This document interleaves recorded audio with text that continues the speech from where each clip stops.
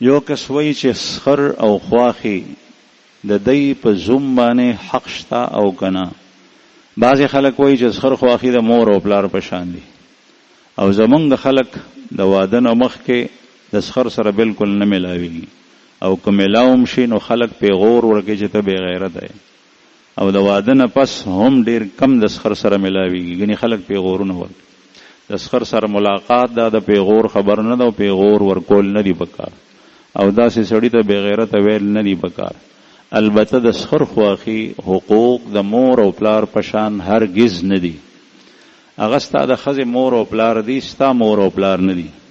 البته رشته د هغې سره شوه نو رشته یې پاله، دې ته صله رحمي ویلی کېږي. په هغې باندې تکلیف رالو، تکلیف کې د هغې سره ملګرتیا کو، تعاون کو. مصیبت پې رالو، تعاون ورسره کو. قرض پیسې پکار شوي، تا سره شته دی، قرض ورته ورکه. د لاس و خپو د مټو ضرورت شو تا ته، هغه تعاون ورسره کو. لیکن د مور او پلار حق هغه ډېر مخکې د سخر خواخي پسې نشي رسېدی. البته داسې مه کوه چې سخر خواخي کره دیره شي، د هغه لور دې وکړه او په هغه باندې اوس بوج جوړ شوې، د هغوی په کور کې خوراک هم کې، شپې هم کې، نو دا بده خبره ده، سپکه خبره ده. هسې ملاقات د سخر سره دا د پیغور شی نه دی.